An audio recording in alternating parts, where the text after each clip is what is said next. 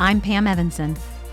I'm Dan Lappin, and this is Breaking Sales, a nonconformist take on rejecting the sales status quo. Join the Lappin 180 team as we break the tried and died sales tactics and techniques that are failing you and your prospects.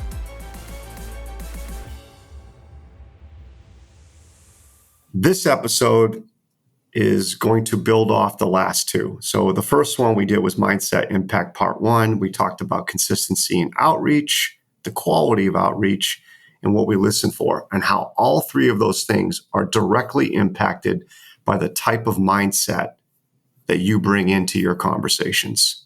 Now, the second part of Mindset Impact was all based on how mindset impacts not just what you listen for, but what you learn, the questions you ask, and the time and energy you spend fighting your prospects' objections later on down the road as you're trying to close the deal. This last one, Mindset Impact, part number 3, is going to talk about how much time we spend chasing prospects based on our mindset, our ability to compartmentalize, and our ability to manage biases. I think those are 3 great topics for today. Pam, what's your thoughts? Why don't we start with the time you spend chasing your prospects? For our listeners who are familiar with us, you know this is rooted in scarcity. So when you're chasing, it's rooted in that scarcity. You need or want something from the prospect.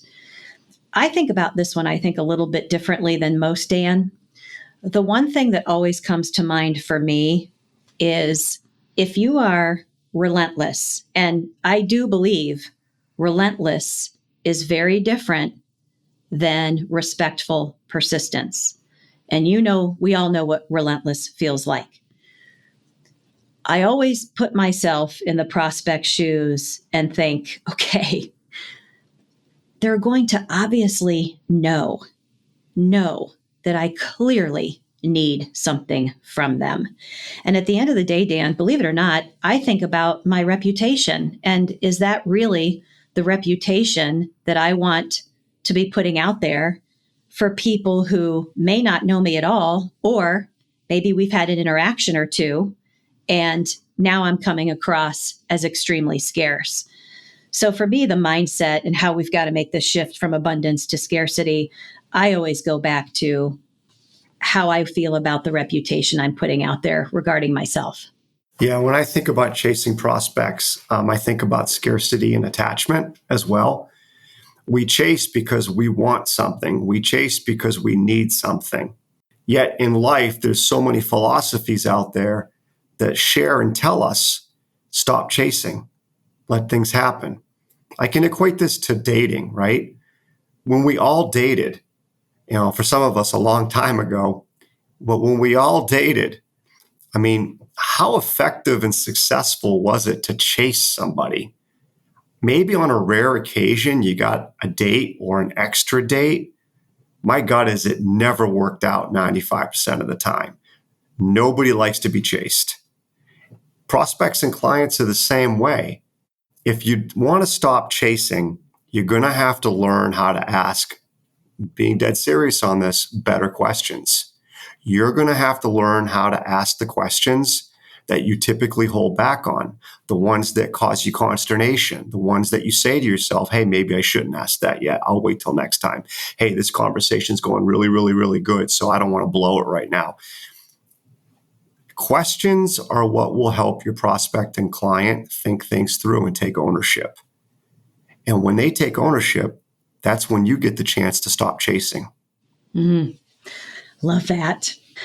All right. Next, we've got compartmentalizing. And for anybody out there who knows me, I spend a great deal of time on myself with this particular aspect of mindset, the ability to compartmentalize. And Dan, I think we all know the outcome of being able to effectively compartmentalize is focus, and being able to focus and stay in the moment.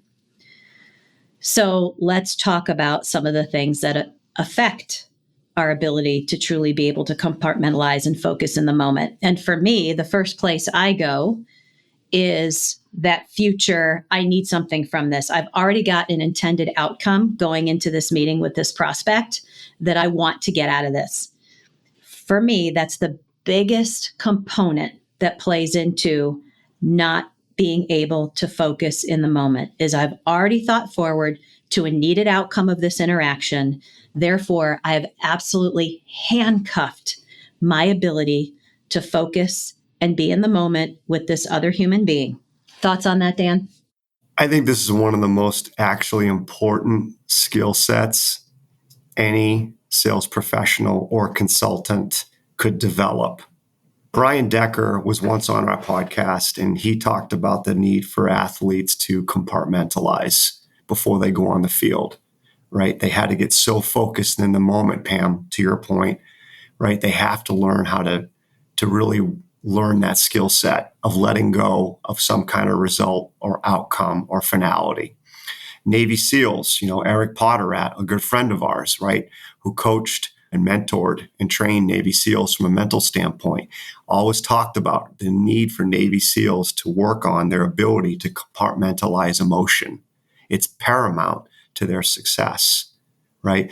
And then you have this gentleman, right, who we've not met yet, Stephen Kotler, who talks about this ideology of flow or this state of flow. And he's constantly talking about, as high performers in business or as athletes, right, the need, all right, to manage our emotions and focus our energy, compartmentalize all the distractions. So I'm a huge fan of this one, Pam, and it's all about mindset, to your point. If your mindset is of neediness, of scarcity, focused on your own narrative, you will never be able to compartmentalize those thoughts. Well, and the other piece for our listeners who are in a sales role, every time you're with your prospect throughout, whatever journey they're taking with you, you'll never make strong connections if you're not focused on that listening and that learning, demonstrating to the other person that you actually care about what's coming out of their mouths and you're listening and paying attention to what's coming out of their mouths. Yeah, let me hit home with that, Pam. It's such a great point. For all of our listeners, have you ever been in an argument with your significant other? Never. Right. Never. Most of the time, if not all of the time, the argument is intensified or escalated because of the inability to compartmentalize. Because you have a stance in that argument. You have a point you want to make, and you might be right, but you're attached to making that point. You're attached to the stance that you're taking. And so you are no longer in the moment listening to what the other person's saying. Your objective in that moment is to prove your point. Great example. And so the power of compartmentalizing is incredible. My poor husband, my probably standard line when we're in an argument is, "Are you even listening to me right now? I don't think you're even listening to me right now." Because I can always tell when he's not listening. Pam, I have to say I'd love to be a fly in a wall for one of those arguments. Right? Oh, there's a lot of eye rolling coming from my husband during our arguments. Okay, number 3, Dan. Bias. How mindset affects your ability to keep your biases at bay. Your thoughts on this one first? This is such a huge topic. It's hard to even think about where to begin and end. But for our listeners, our biases blind us. That's what they do. They blind your prospect and your clients too, but they blind us. For instance, biases, right? You go to some kind of development workshop, some training workshop, and you hear a new idea regarding business development. It's your biases that will hold you back from accepting, thinking, debating, or doing. Because see, we as human beings, we innately get attached to anything that we spend energy on and effort. The more energy and the more effort we put towards something, right or wrong, good or bad, doesn't matter. The more effort and energy we put toward it, we become attached to it. And so that's what makes it so difficult then for us to accept or even debate and consider sometimes doing something different. And Pam, like you and I always talk about, right? It's so easy and so common for all of us. We always overestimate what we currently do, how we do it, or who we do it with. And we underestimate what we could gain by doing something different. And so biases hold us back from being the best version of ourselves. I like that, Dan. And the way I think about this one too, our ability to demonstrate our neutrality has to start with our ability to understand when our biases are starting to affect that. As you know, Dan, I took a few psychology courses during COVID, and I like the way one of the professors explained this. If you are listening to someone else speak, their perception on a particular subject, and you find yourself critiquing and judging what they're saying, your biases are getting in the way. You have lost your ability to be neutral. And it doesn't mean you have to agree. It doesn't mean anything other than, hold on. I'm starting to critique and judge. That's not what I'm here to do. I'm here to understand their lens. And, for myself, I always try to think, you know what? People make decisions for different reasons, and that's okay. My job is to understand their reasons, not critique them and judge them. And to your point, Dan, I have very strong biases, as you know, on certain subjects, and it's very hard to understand when your biases are holding you back from understanding potentially a different way to go about something. Yeah, when I think of biases, Pam, I think of insecurities. When we feel like something is challenging an ideology of our own, an experience of ours, it can cause us to feel insecure. And that's very normal. And truth be told, that's one of the things I do to try to minimize my biases. I try to remind myself, okay, Dan, don't be insecure here. Listen to what this person has to say. Read this person's book. Listen to this podcast. I'm able to engage in those exercises when I remind myself, don't be insecure. Embrace what they have to say. All right. Debate it. You don't have to agree. Okay. So in this episode, Pam and I have talked about chasing prospects, the incredible skill, and I do mean incredible skill, of being able to compartmentalize. And oh, by the way, to our listeners, it's a journey. All right. Pam and I work on it all the time. It's an amazing journey, but learning how to try to compartmentalize your emotions is so powerful.